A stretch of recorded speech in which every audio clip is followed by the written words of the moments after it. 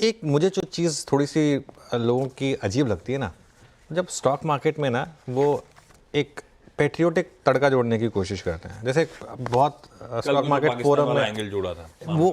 वो तो खैर एक अलग एंगल है, उसको उसमें तो मैं जा भी नहीं रहा हूँ, वो तो बकवास है, उसको तो मैं जा भी नहीं रहा हूँ। ठीक है, जो एक बात हो रही है कि भाई सारा का सारा पैसा पिछले कुछ सालों से कोरियन पेरेंट्स को जा रहा है।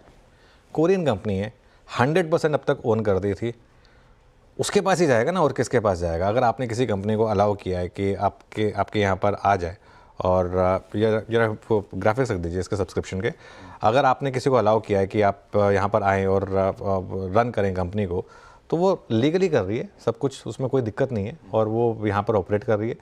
अब वो आप यहाँ पर पैसा कमा रही है अगर, तो वो अपना पैसा, उसके पेरेंट्स जो हैं वो पैसा कमाने के लिए बैठे हैं ना।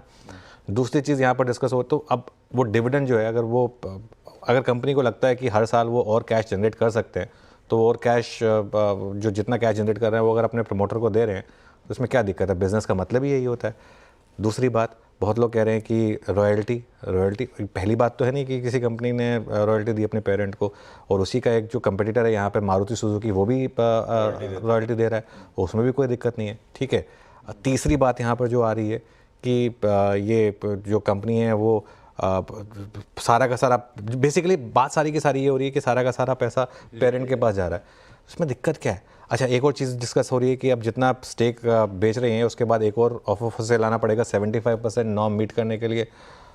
उसमें भी क्या दिक्कत है? कई कंपनियां करती हैं इस तरीके से, पैसा रेज करती हैं, उसके बाद दोबारा आईपीओ लेकर आती हैं।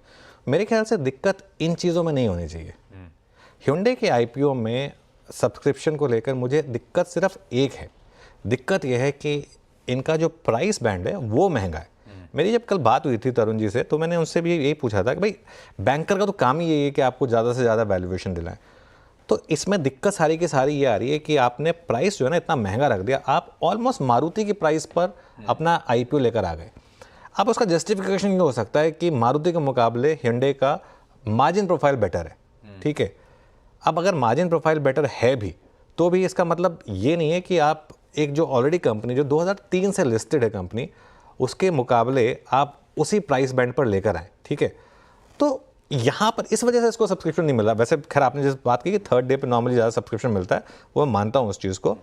इसमें ना मैं एक चीज़ आपको बताऊँ, इसमें ये हो सकता है कि आप आईपीओ में भले ही ना भरें, और ये भी हो सकता है कि ये स्टॉक हो सकता है डिस्काउंट पर लिस्ट हो जाए।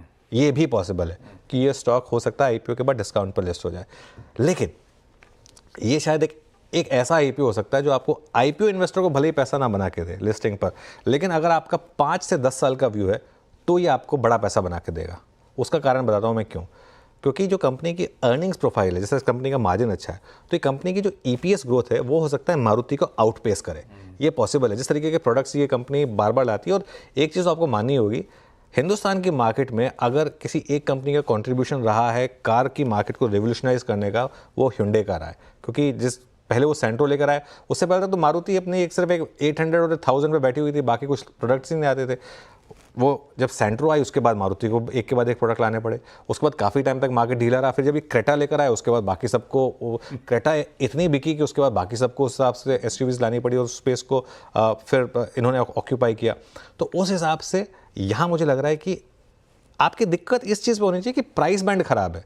बाकी जो चीज़ें ना वो दिक्कत का मामला नहीं है। बाकी जो चीज़ें हैं वो एक नॉर्मल बिजनेस है, हर कोई करता है, इसमें कोई गलती नहीं है। हाँ, प्राइस बैंड इनका खराब है, इसके लिए मुझे लग रहा है कि सब्सक्रिप्शन कम आ रहे हैं, और इसके लिए मुझे लग रहा है कि इसकी जो लिस्टिंग है वो खराब हो सकती है।